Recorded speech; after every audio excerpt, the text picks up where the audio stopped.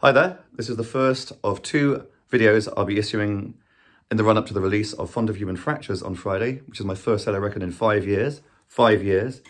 Yet the last one was Ganymede in a state of war in 2016. A lot has happened since then, for all of us, I'm sure.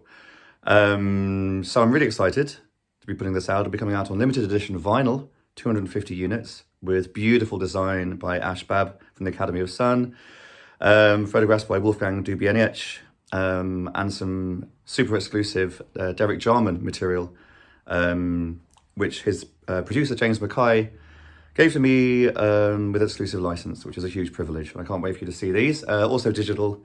I bypass CDs for the time being because I think it's a terrible medium, but hey.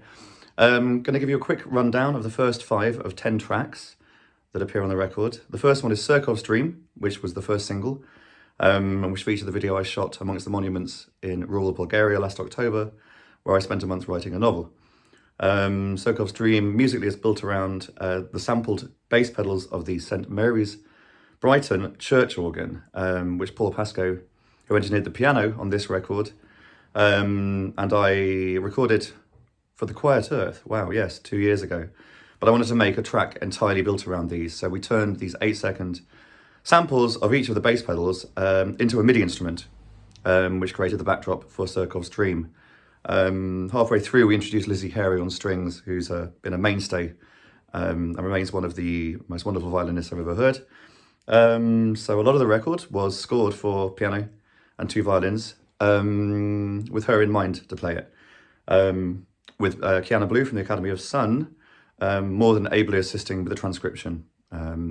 So thank you, all of you, for your contributions. The next track is Voyeurs Who Offer Nothing. Now, the voyeurs in question are the anxieties that hang over your shoulders, like malingering gremlins trying to give you nebulous falsehoods in terms of life advice and inducing paranoia while they do it. In this case, the voyeurs who offer nothing are trying to convince you, as you fall in love, that there are several complaints and nuances that are ugly and barren and unworthy in oneself, and giving empty voice to the person whom you're falling in love with. And it's an attempt to sort of banish those voices and allow your heart to lead. It's built around a really, really plaintive, in parentheses, miserable piano motif, which I'm very proud of. The chorus somehow is in 7/8, and once again, it allows Lizzie Carey to shine. And also introduces an instrument I became obsessed with during the making of this record, which is the vibraphone, which I was able to access at Sussex University, courtesy of Wolfgang, yet again. Thank you. The next track, Matryoshka, that's Russian for Russian doll, and it's about the sort of concentric circles of previous incarnations of ourselves that we peel off to reveal the core strengths and the core essences and the core values of our true identities. So in this case, it's me waving bye-bye to sort of obsolescent and enduring adolescent programming that I've been attempting to sort of strip off over the last 10, 15, 20 years, late bloomer, etc.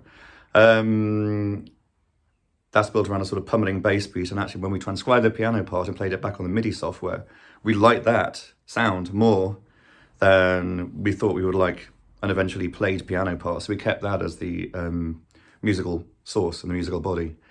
The next track, Tokyo Night, is a really interesting one. So my auntie in the 80s had a stage name, May Fortune, with her partner Danny Senninger, who is my uncle Daryl.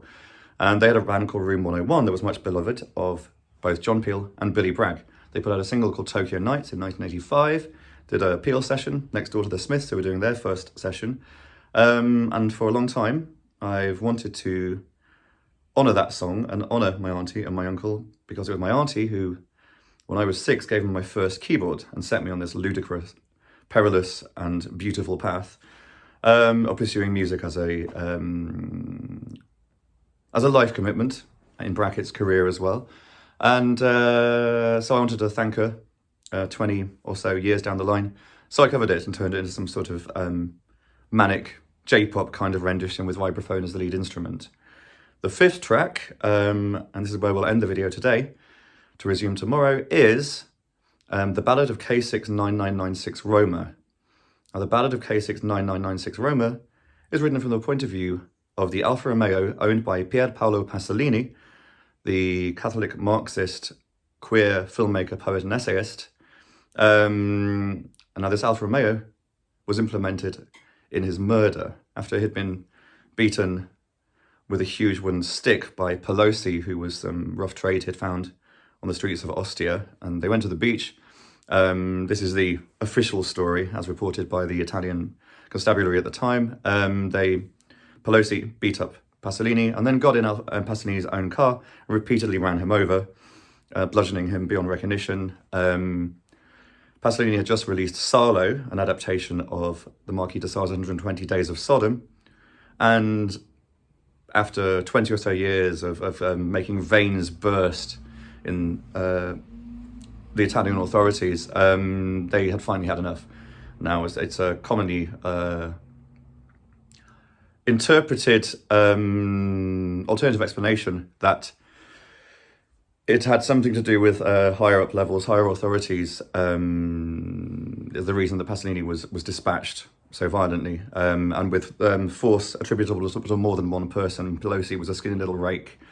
And I wanted to write a song from the perspective of Pasolini's car, and how it felt to be weaponized in the dispatch of its owner, its master. And it's a big 7-minute suite with a lot of pummeling electronics again, and a Baroque piano section, lots of sustained kind of Penderecki-esque string clusters.